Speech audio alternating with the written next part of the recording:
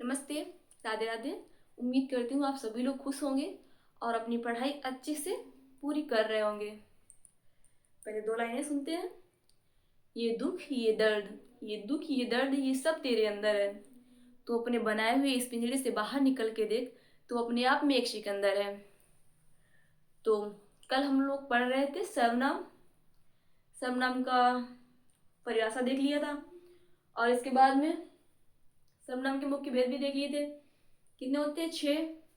और इसी के आगे हम लोग देखते हैं सर्वनाम के मुख्य भेद 6 होते हैं। नंबर 1, निश्चयवाचक। निश्चयवाचक सर्वनाम। नंबर 2, अनिश्चयवाचक। अनिश्चय, गलत हो गया। अनिश्चयवाचक सर्वनाम। नंबर 3,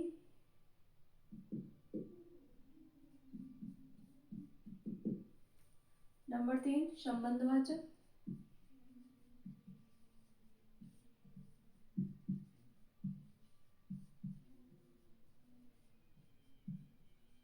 संबंधवाचक सर्वनाम। नंबर 4, प्रश्नवाचक।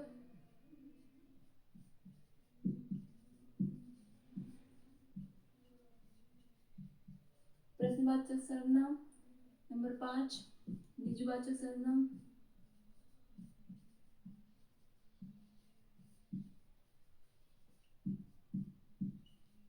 निजवाचक सर्वनाम। नंबर 6, पुरुषवाचक सर्वनाम।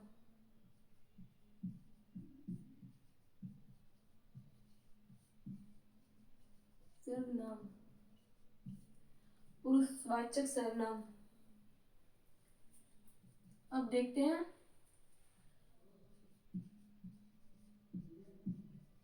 सर्वनाम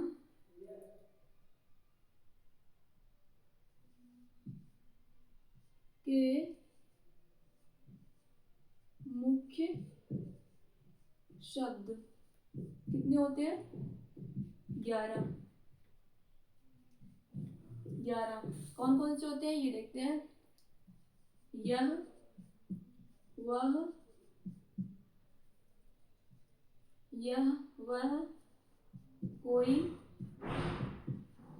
कुछ, जो, सो, कौन, क्या, कौन, क्या, और मैं, तू। 1 2 3 4 5 6 7 8 9 10। यह, वह, कोई, कुछ, जो, शो, कौन, क्या, मैं, तू, और एक होता है आप। आप ये हम लोगों ने कल याद भी कर लिया था। आज पढ़ेंगे हम लोग निश्चयवाचक सर्वनाम। निश्चयवाचक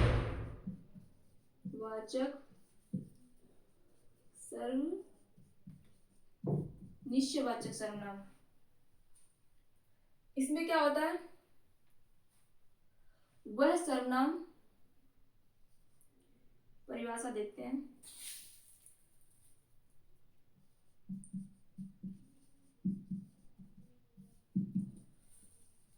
वह सर्वनाम जो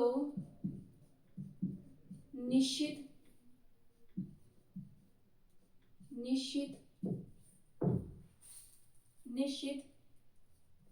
व्यक्ति या वस्तु का बोध कराए। और इसी को संकेतवाचक सर्वनाम भी कहते हैं। इसे संकेतवाचक सर्वनाम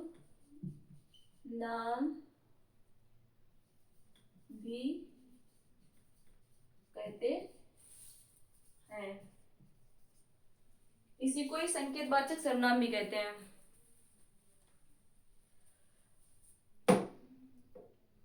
इसको पहचानने के लिए इसमें ये लगा होता है निश्चय, यह होता है, इसमें देखते हैं यह है और वह है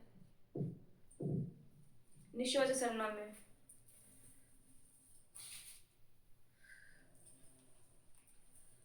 यह जो होता है वो पास की वस्तुएं देखने के लिए, यह पास की वस्तुओं के लिए प्रयोग किया जाता है और वह दूर की वस्तुओं के लिए प्रयोग किया जाता है। जैसे उदाहरण देखते हैं।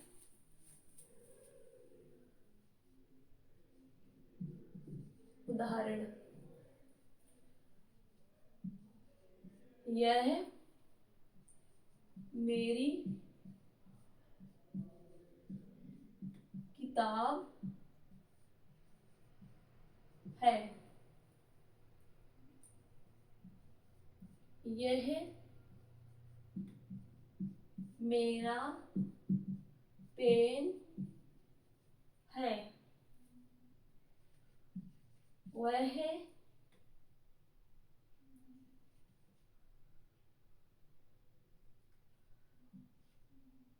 आप की कुर्सी, वह आपकी कुर्सी है।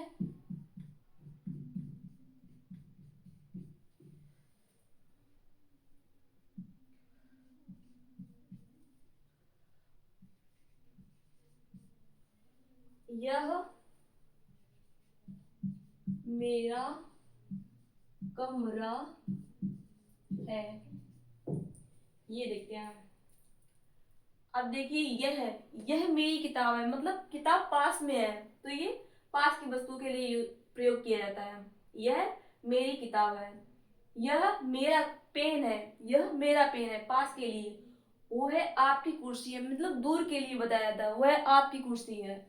और यह मेरा कमरा है तो यह मेरा कमरा, ये पास के लिए प्रयोग किया जाता है। अब इसमें ये देखेंगे यह मेरी, यह मेरा, वह आप, यह मेरा, यह भी सर्वनाम है, यह भी सर्वनाम है। सर्वनाम के पास में अगर सर्वनाम आता है, यहां लिख लेते हैं सर्वनाम के पास में अगर सर्वनाम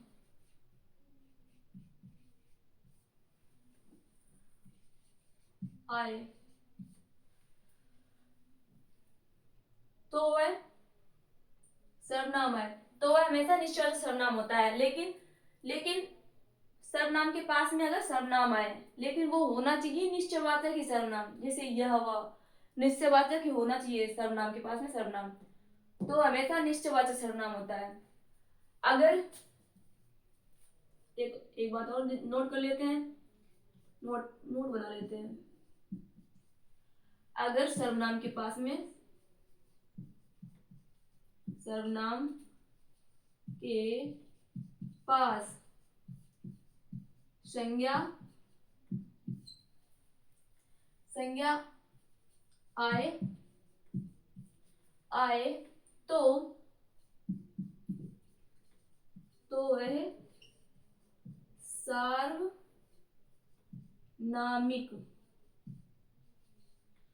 वह सार्वनामिक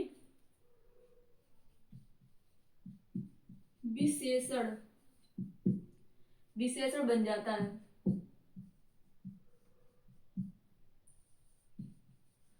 सार्वनामिक विशेषण बन जाता है। इसको देख लेते हैं हम लोग। अगर सर्वनाम के पास में संज्ञा है, जैसे कि उदाहरण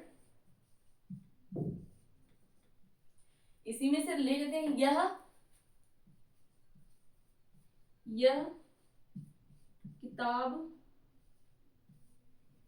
मेरी है, और यह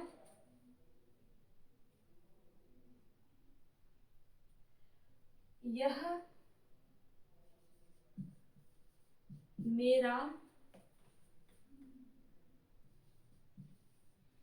मकान है। अब देखिए, ये दोनों में देखने में तो एक से लग रहे होंगे, चलो इसे एक सा ही ले लो। अच्छा, तो अच्छा समझ में आ जाएगा। यह मेरी किताब, यह मेरी किताब है।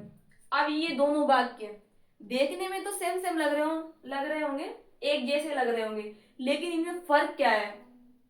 एक तो सर्वनाम है, एक तो सर्वनाम नहीं है। कैसे पता लगाएंगे? यहाँ पर ये सर्वनाम, इस सर्वनाम के पास में क्या आ गया? ये तो संज्ञा आ गई। किताब तो संज्ञा है। कौन सी संज्ञा है? किताबों की जैसे बहुत सारी किताबें होती हैं, तो ये व्यक्तिवाचक संज्ञा में चला जाता है। ये संज्ञा, इसके साथ में ये सर्वनाम है। सर्वनाम के बाद में पास में ही ये क्या आ गई? संज्ञा। और ये इसमें ये सर्वनाम है, और ये भी सर्वनाम है।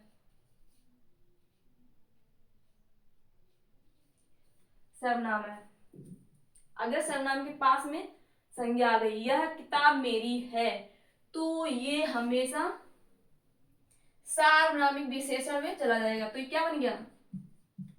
सार्वनामिक विशेषण। सार्वनामिक विशेषण बन गया। और यह तो निश्चयवाचक सर्वनाम है।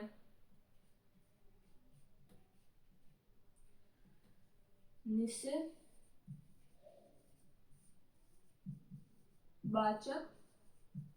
सर्वनाम, ये तो निश्चयवाचक सर्वनाम है। अब ये देख लेना, मतलब अगर सर्वनाम के पास में संज्ञा आ जाए तो ये सर्वनाम नहीं रहेगा। गलती से भी सर्वनाम में टिक ना लगा दे, वो गलत हो जाएगा। इतना हम लोग जान गए, समझ लिए होंगे आपने। आप पढ़ेंगे अनिश्चयवाचक सर्वनाम।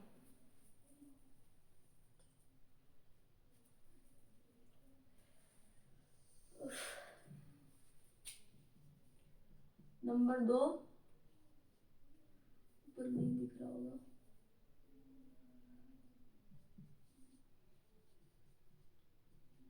अनिश्चयवाचक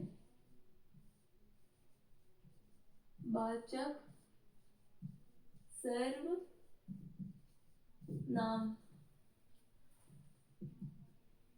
ये क्या होते हैं? वह सर्वनाम जो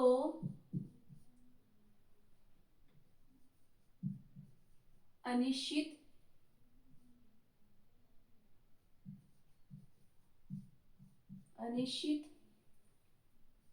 व्यक्ति या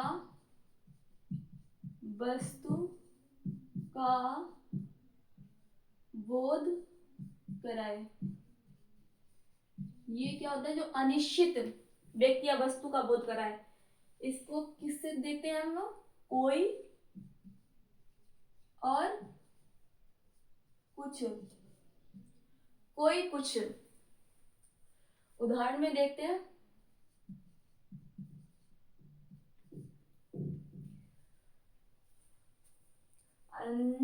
अनिश्चयवाचक,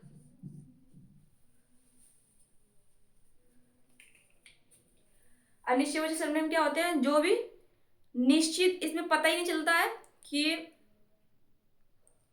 कोई निश्चितता का बोध नहीं करवाते हैं ये।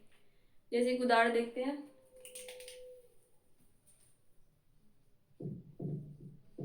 बाहर कोई आया है। अब बाहर कौन आया है पता नहीं चल रहा, मतलब निश्चित नहीं है कौन आया है, कोई भी हो सकता है।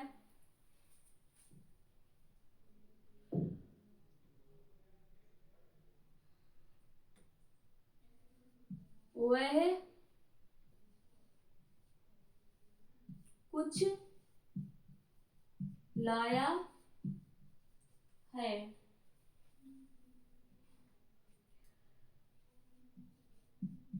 यहाँ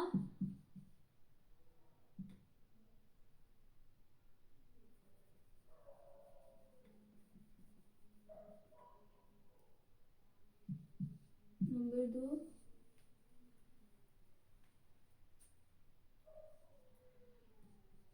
नंबर 3 लिखेंगे, कुछ भी सोच लेते हैं, ऐसे लिख लेते हैं, सब्जी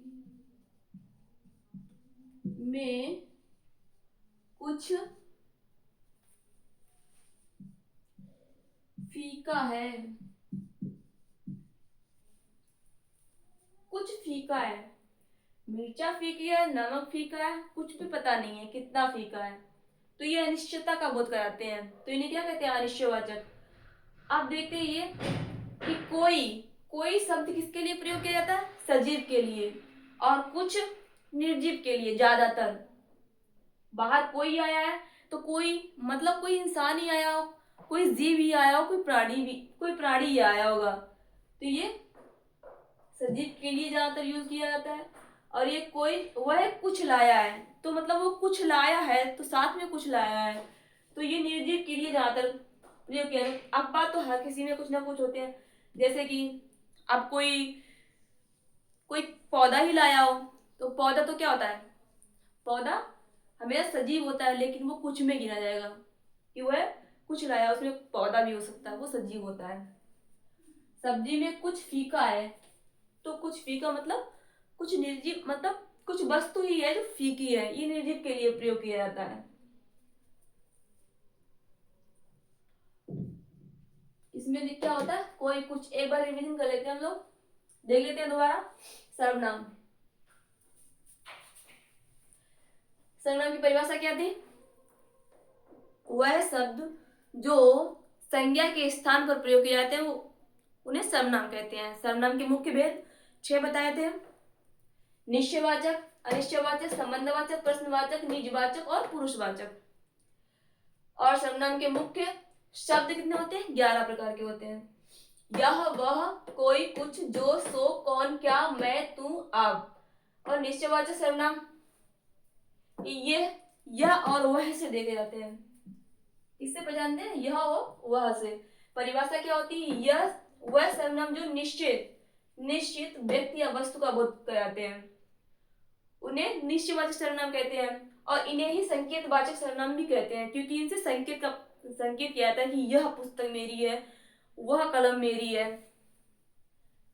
यह किताब मेरी है, वह पेन मेरा है। बस इतना याद रखना कि सर्वनाम के पास में अगर सर्वनाम आए और वो निश्चयवाचक, मतलब अगर निश्चयवाचक सर्वनाम है तो निश्चयवाचक सर्वनाम हो जाएगा। अगर सर्वनाम के साथ में अगर प्रश्नवाचक सर्वनाम आ गया, सर्वनाम के साथ में अगर प्रश्नवाचक सर्वनाम आ गया तो प्रश्नवाचक। अगर अनिश्चयवाचक सर्वनाम आ गया तो अनिश्चयवाचक, मतलब तब वो सर्वनाम ही रहेगा। अगर सर्वनाम के साथ में जैसे कि ये संज्ञा ना जुड़ी, तो अगर संज्ञा जुड़ गई तो वो सर्वनामी विशेषण बन जाता है, तो वो सर्वनाम नहीं रहेगा। अब इसके बाद में देखते हैं अनिश्चयवाचक सर्वनाम। अनिश्चयवाचक सर्वनाम में इसे देखते हैं कोई और कुछ से। वो है सर्वनाम जो अनिश्चित व्यक्ति या वस्तु का बोध कर रहे हैं, उन्हें अनिश्चयवाचक सर्वनाम कहते हैं। जैसे बाहर कोई आया है, गेट पर कोई आया है, वह आपके लिए कुछ लाया है, ये ऐसे देख लेते हैं, सब्जी में कुछ फीका है और मतलब रिजल्ट में पास होने में कुछ नंबर कम है, मतलब कुछ निश्चित नहीं कुछ बताया गया है, इसलिए कुछ निश्चित नहीं बताया गया, तो ये अनिश्चित वचन सर्वनाम होता है। अब इसके आगे देखते हैं हम लोग कल, इसे पढ़िए और उदाहरण उदाहरण अपनी तरफ से बनाइए, जितना ही आप सोचेंगे उतना ही अच्छे से आएगा। उम्मीद कर रही हूँ कि आप लोगों को ये क्लास अच्छी लगी होगी और समझ में आई होगी। तो मिलते हैं कल। थैंक यू, धन्यवाद।